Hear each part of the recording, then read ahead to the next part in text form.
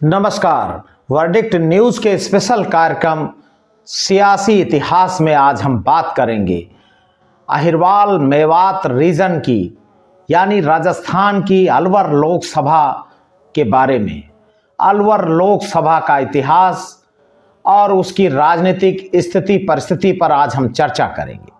अलवर लोकसभा में नए परिसीमन के हिसाब से 7 विधानसभा सीटें आती हैं। तिजारा, किशनगढ़, बास, मुंडावर, बहरोड़, अलवर ग्रामीण, अलवर शहर, रामगढ़, राजगढ़, लक्ष्मणगढ़, ये 8 विधानसभा सीटें हैं, अलवर लोकसभा के अंतर्गत आती हैं। अभी विधानसभा के जब चुनाव हुए कांग्रेस का अपर हैंड रहा इस लोकसभा सीट पर, और आज हम जब चर्चा कर रहे हैं अलवर लोकसभा के इतिहास पर, भारतीय जनता पार्टी ने अपने हैवीवेट पॉलिटिशियन कद्दावर चेहरे भूपेंद्र यादव को अलवर लोकसभा का चुनाव लड़ाया है, उनकी प्रत्याशिता पर मुहर लगा दी है। निश्चित तौर पर मैंने कहा कि कांग्रेस का अपर हैंड इसलिए क्योंकि जो सीटें हैं, इन सीटों पर मात्र 3 सीटें भाजपा जीती है और 5 सीटें कांग्रेस के फेवर में गई हैं। और सबसे बड़ी चीज है कि जयपुर में लीडर ऑफ अपोजिशन की कुर्सी भी अलवर के खाते में है, यानी तिजारा से भाजपा के महंत बाबा बालक नाथ, जो नाथ संप्रदाय से ताल्लुक रखते हैं और अभी सियासी गलियारों में उनके मुख्यमंत्री बनने की चर्चा जोरों पर थी। पूरे देश में लाइमलाइट में रहे बाबा बालक नाथ, नाथ संप्रदाय से ताल्लुक रखते हैं और यूपी के वजीर आला योगी आदित्यनाथ के मित्रवत संबंध हैं। कहा जाता है कि बाबा बालक नाथ के नामांकन में दोस्ती को ताकत देने के लिए खुद सूबे के वजीर आला योगी आदित्यनाथ तिजारा पहुंचे थे। ये बड़ी घटना थी। तिजारा से विधायक हैं और देर सवेर भजनलाल शर्मा सरकार में वो मंत्री बनाए जा सकते हैं। उनको ड्रॉप करके भारतीय जनता पार्टी ने भूपेंद्र यादव, जो राज्यसभा के चेहरे हैं, उनको लोकसभा चुनाव मैदान में उतार दिया है। किशनगढ़ बास जो दूसरी विधानसभा सीट है, यहां से दीप चंद दूसरी बार फिर चुनाव जीते हैं और कांग्रेस के पूर्व विधायक रामहेत सिंह यादव को चुनाव मैदान में चुनाव हरा करके वो विधानसभा पहुंचे हैं।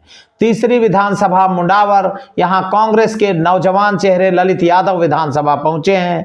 चौथी विधानसभा बहरोड़, ये हाईली प्रोफाइल है। ये वही विधानसभा सीट है जहां डॉक्टर जसवंत सिंह यादव और इसके पहले सुजान सिंह यादव कैबिनेट मंत्री हुआ करते थे। इस सीट से जसवंत सिंह यादव विधानसभा का चुनाव जीते हैं। इसके पहले वसुंधरा राजे सरकार में वो मंत्री रह चुके हैं और इस लोकसभा सीट से भाजपा के टिकट पर सांसद भी रह चुके हैं। उनको भी सरकार में मंत्री बनाए जाने की चर्चा है। उनको भी चर्चा थी कि भारतीय जनता पार्टी डॉक्टर जसवंत सिंह यादव पर भी दांव लगा सकती है। उनको ड्रॉप करके और बाबा महंत बालक नाथ को ड्रॉप करके भूपेंद्र यादव को भाजपा ने चुनाव मैदान में उतारा है। चौथी सीट अलवर ग्रामीण, इस सीट से टीकाराम जूली कांग्रेस के सीनियर नेता हैं और लीडर ऑफ अपोजिशन हैं। इसका मतलब है कि कांग्रेस का जो पलड़ा है यहां पर भारी दिख रहा है, क्योंकि विपक्ष का नेता खुद इस रीजन से आता है। अलवर शहरी से संजय शर्मा, जो भाजपा की तीसरी जीती हुई सीट है, संजय शर्मा यहां भाजपा से जीते हैं। रामगढ़ से Congress all India Congress committee के राष्ट्रीय सचिव और प्रियंका गांधी के नजदीकी जुबैर खान ने फिर बाजी मारी है, वो विधानसभा का चुनाव जीते हैं। और राजगढ़ लक्ष्मणगढ़ से बन्ना मीणा इस रिजर्व विधानसभा सीट से चुनाव जीते हैं। कुल मिलाकर के 3 सीटें भाजपा की झोली में और 5 सीटें कांग्रेस की झोली में। ये साफ बता रहा कि इस लोकसभा निर्वाचन क्षेत्र में और जो प्रतिशत वोट रहा है वो भी दोनों का देखा जाए तो कांग्रेस का जो वोट प्रतिशत है पिछले विधानसभा चुनाव में वो ज्यादा है। और बात किया जाए बीएसपी की, अलवर की सियासत में 1-2 बीएसपी के भी विधायक जीतते रहे हैं। फिलहाल इस बार कोई विधायक नहीं जीता है। नेशनल पॉलिटिक्स में मायावती के प्रभाव में जो डेंट आया है उसका असर अलवर की सियासत में भी पड़ा है। तीसरी ताकत के रूप में बीएसपी कुछ ना कुछ यहाँ परसेंटेज ऑफ वोट में प्रदर्शन करती रही है, लेकिन पिछले विधानसभा चुनाव में बीएसपी ने यहां खाता नहीं खोला है। निश्चित तौर पर आमने सामने की लड़ाई में कांग्रेस और भाजपा रहेगी। अलवर का जो सियासी तस्वीर है, जो जातीय समीकरण है, वो अलग अलग जातीय समीकरण है, लेकिन अगर देखा जाए तो अलवर की सियासत में जो जातीय समीकरण है, जातीय समीकरण में सबसे ज़्यादा जो संख्या है इस लोकसभा सीट में, तकनीकी तौर पर यहाँ पर एक तरह से यादव डोमिनेटेड लोकसभा सीट है। करीब 2 से 2.5 लाख के आसपास यादव मतदाता हैं इस लोकसभा में। गुर्जर मतदाता करीब 1.5 लाख के आसपास हैं। जाट समाज भी इसी तरह संख्या रखता है। जाटों का भी करीब 1.5 लाख के आसपास पॉपुलेशन है। राजपूतों का भी बहुत अच्छा यहाँ पर स्ट्रॉन्ग होल्ड है। राजपूतों की अच्छी संख्या है। ब्राह्मणों की भी यहाँ बहुत अच्छी संख्या है। आपको पता होगा नवल किशोर शर्मा यहाँ से पार्लियामेंट का चुनाव जीत चुके हैं, और अलवर शहरी और अलवर ग्रामीण में ब्राह्मण समाज अच्छी संख्या रखता है। सैनी समाज, मैं मानता हूं कि राजस्थान की सियासत में सबसे ज्यादा माली सैनी समाज अगर संख्या बल में कहीं ज्यादा मौजूद है तो अलवर लोकसभा सीट है। इस लोकसभा के जो वोटिंग पैटर्न है वो निश्चित तौर पर अलग अलग समाज के अलग अलग टेस्ट जरूर हैं, लेकिन यहाँ पर कांग्रेस और भाजपा के बीच में लंबे समय से चुनावी नुरा कुश्ती होती चली आई है। आजाद भारत में जब पहला चुनाव हुआ, आपको याद होगा, आजाद भारत का पहला चुनाव 1951 में हुआ था। अप्रैल में चुनाव शुरू हुए थे, और इतनी लंबी चुनावी प्रक्रिया भारतीय राजनीति या संसदीय राजनीति में कभी नहीं रही। करीब मान के चलिए कि 6-7 महीने तक इलेक्शन प्रोसेस चला। तो 51-52 में जो लोकसभा के चुनाव हुए, पहला लोकसभा का चुनाव यहां से शोभाराम कुमावत ने जीता, और दूसरी बार फिर 1957 में कांग्रेस ने उनको चुनाव लड़ाया और वो फिर लोकसभा का चुनाव जीते। 1962 में यहां बड़ा परिवर्तन हुआ। यहां कांसीराम निर्दल कैंडिडेट के रूप में लोकसभा का चुनाव जीत गए और शोभाराम दूसरे स्थान पर रहे। यहां पर 1967 में फिर परिवर्तन हुआ और भोलानाथ कांग्रेस की टिकट पर फिर लोकसभा पहुंचे। 1971 में एचपी शर्मा, हरिप्रसाद शर्मा लोकसभा का चुनाव जीते।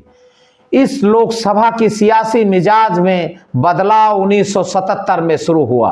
1977 में अलवर ही नहीं, आपको ज्ञात होगा कि पूरे देश में कांग्रेस के खिलाफ आक्रोश था।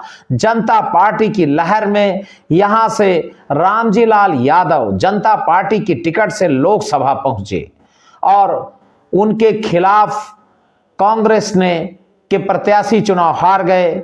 1980 का दौर, 1980 का वो दौर था जब इंदिरा गांधी की सहानुभूति लहर थी, और इस लहर में कांग्रेस के राम सिंह यादव चुनाव जीते। 1984 का ऐतिहासिक चुनाव, जब कांग्रेस पार्टी ने अभी तक ऐसा प्रदर्शन किसी राजनीतिक दल ने संसदीय इतिहास में नहीं किया है, 404 लोकसभा सीटें जीतकर इतिहास रच दिया था, और उस कांग्रेस की आंधी में, कांग्रेस की लहर में राम सिंह यादव 1984 का फिर लोकसभा का चुनाव जीते। 1989 आते आते हिंदुस्तान की सियासत में बड़ी तेजी से बदलाव आ रहा था।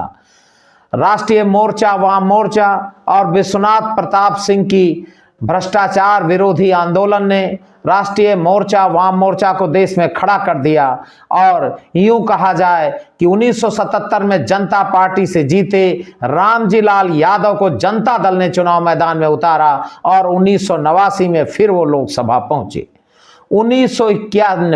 1991 में राम लहर का करंट पूरे देश में था, और भाजपा ने यहां महेंद्र कुमारी को चुनाव मैदान में उतारा और वो लोकसभा का चुनाव जीती। कांग्रेस के राम सिंह यादव यहां चुनाव हार गए।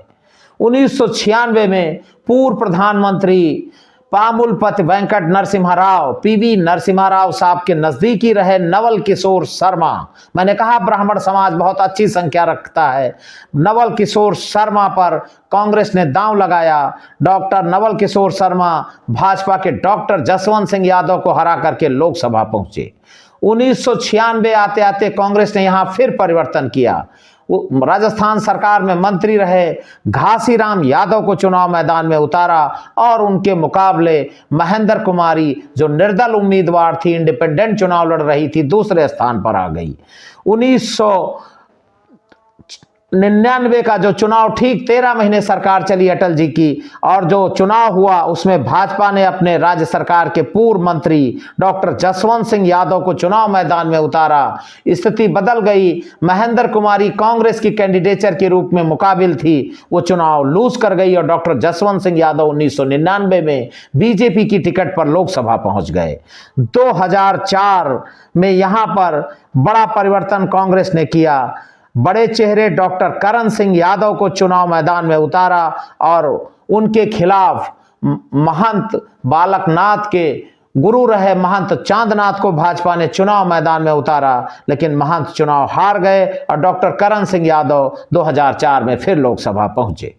2009 आते आते सियासत में बड़ा बदलाव आ गया। अलवर में भंवर जितेंद्र सिंह जो अलवर राजघराने से ताल्लुक रखते हैं, गांधी परिवार के नजदीकी, आज भी असम के प्रभारी हैं, कांग्रेस के राष्ट्रीय महासचिव, और राहुल गांधी, प्रियंका गांधी, सोनिया गांधी के फैसलों में शामिल भंवर जितेंद्र सिंह की राजनीतिक परिस्थितियों में कोई बड़ा परिवर्तन नहीं अभी तक हुआ है। फिलहाल वो कई चुनाव अलवर से लूज कर चुके हैं, लेकिन उनकी राजनीतिक ताकत में कोई बड़ा परिवर्तन नहीं हुआ है। भंवर जितेंद्र सिंह को 2009 में ये मनरेगा का दौर था, जब कांग्रेस पार्टी ने अपनी नीति में और अपने एजेंडे में मनरेगा को शामिल किया, बड़ा परिवर्तन हुआ और भंवर जितेंद्र सिंह चुनाव जीतकर लोकसभा पहुंचे और वो पीएमओ के मंत्री बनाए गए, बहुत ही ताकतवर मंत्री के रूप में। और यहाँ भाजपा से उनका मुकाबला डॉक्टर किरण यादव ने किया। डॉक्टर किरण यादव भंवर जितेंद्र सिंह से 2009 का लोकसभा चुनाव हार गई। 2004 आते आते फिर स्थितियां बदल गई। भाजपा ने यहाँ बाबा बालकनाथ के गुरु महंत चांदनाथ को चुनाव मैदान में उतारा। महंत चुनाव जीते और फिर उनके निधन के बाद बाय इलेक्शन में कांग्रेस ने यहां डॉक्टर करण सिंह यादव को चुनाव मैदान में उतार दिया। करण सिंह यादव बाय इलेक्शन जीतकर लोकसभा पहुंचे और 2019 आते आते फिर नजारा बदल गया। 2019 में भाजपा ने महंत बाबा बालकनाथ जो नाथ संप्रदाय के महंत हैं उन पर दांव लगाया और वो लोकसभा का चुनाव जीते।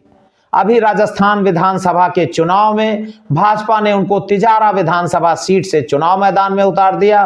वो विधानसभा का चुनाव जीते और पूरे देश में मुख्यमंत्री की रेस में शामिल होकर मीडिया में उन्होंने काफी सुर्खियां बटोरी। दूसरा, पूर्व सांसद डॉक्टर भरत सिंह डॉक्टर जसवंत सिंह यादव को भाजपा ने बहरोड, जहां वो पहले भी विधायक रहे हैं, जब वो राजस्थान सरकार में मंत्री हुआ करते थे, विधानसभा का चुनाव लड़ाया। कहने का मतलब है कि ये दो पार्लियामेंटेरियन के रेस के उम्मीदवार राजस्थान की विधानसभा में पहुंच गए और भाजपा ने अपने हैवीवेट पॉलिटिशियन भूपेंद्र यादव पर दांव लगाया है। अब कांग्रेस का कैंडिडेट कौन हो सकता है? भंवर जितेंद्र सिंह, डॉक्टर करण सिंह यादव या कोई तीसरा और चेहरा? ये तो भविष्य के गर्भ में है, लेकिन अहिरवाल मेवात की इस सीट पर भाजपा ने अपने कैंडिडेट की घोषणा करके राजनीतिक गलियारों में सरगर्मी जरूर पैदा कर दी है। सियासी इतिहास में आज सिर्फ इतना ही। फिर हम मिलेंगे किसी नई लोकसभा के सियासी समीकरणों पर, सामाजिक ताने बाने पर। तब तक देखते रहिए वर्डिक्ट न्यूज का स्पेशल कार्यक्रम सियासी इतिहास। नमस्कार।